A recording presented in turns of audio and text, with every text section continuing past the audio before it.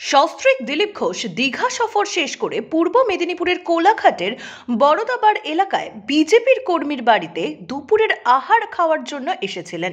সেই সময় বিজেপির একাংশ দিলীপ ঘোষ এবং তার অনুগামীদের ঘিরে রীতিমতো বিক্ষোভ দেখায়। ভেতরে ঢুকতে বাধা দেওয়া হয় দিলীপ ঘোষ সহ তার অনুগামীদের। এমনকি দিলীপ ঘোষকে গো ব্যাক স্লোগান দিতে থাকে বিজেপির একাংশ কর্মীরা।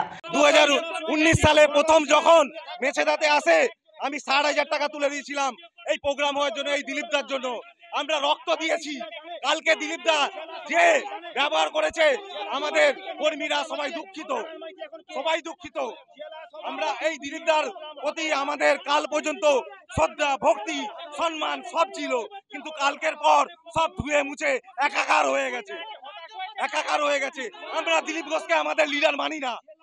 যদি কেন্দ্রও চাপি দেয় আমরা মানি না, এই দিলীপ ঘোষকে আমাদের লিডার মানি না। যদিও পরে দিলীপ ঘোষ একাই কর্মীর বাড়িতে ঢুকে দুপুরের আহার গ্রহণ করেন। এদিন দলীয় কর্মী কমলেশ কান্ডারের বাড়িতে দুপুরের আহার গ্রহণ করার জন্য এসেছিলেন দিলীপ ঘোষ এবং তার স্ত্রী। এই ব্যবস্থা করেছিলেন বিজেপির নেতা নারায়ণ মাইতি। দিলীপ ঘোষ ঢোকার মুখেই বিজেপির একাংশ এসে নারায়ণ মাইতি সহ তাদের অনুগামীদের সরিয়ে দেওয়ার চেষ্টা করে এখান থেকে। সেই নিয়ে কিছুটা বচসা শুরু হয়। ঠিক সেই সময় পৌঁছে যান সস্ত্রীক দিলীপ ঘোষ। দিলীপ ঘোষকে ঘিরে দলের একাংশ রীতিমতো বিক্ষোভ দেখায় এবং গো ব্যাক স্লোগান দিতে থাকে। রীতিমতো উত্তেজনাপ্রবণ সৃষ্টি হয় এলাকা। ঘটনাস্থলে কোলাঘাট থানার পুলিশ এসে পৌঁছায়। কিছু লোক ভারতীয় জনতা পার্টিকে দখল করতে, কবজা করতে চাইছে। পুরনো কর্মীরা সব বসে গেছে, তারা কষ্টের মধ্যে আছে। এরা যদি যোগ্য হতো পার্টি হেরে যাচ্ছে কেন? পার্টি প্রত্যেক ইলেকশন হারছে, বাই ইলেকশন থেকে পঞ্চায়েত, মিউনিসিপ্যালিটি, পার্লামেন্ট ইলেকশন হেরে যাচ্ছে কেন?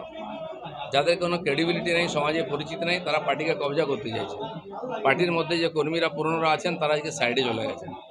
তো এই যে কবজা করার যে রাজনীতি, অনেক লোক এসে চলে গেছে, এরাও কিছুদিন পরে চলে যাবে। ডিএমসির লোকেরা যারা এসছে সে কালচারটাই নিয়ে এসছে। তথাগতরাই কী করেছেন? একটা পঞ্চায়েত জিতেছেন, পার্টিকে কি দিয়েছেন? একটা কাউন্সিলর জিতাতে পেরেছেন?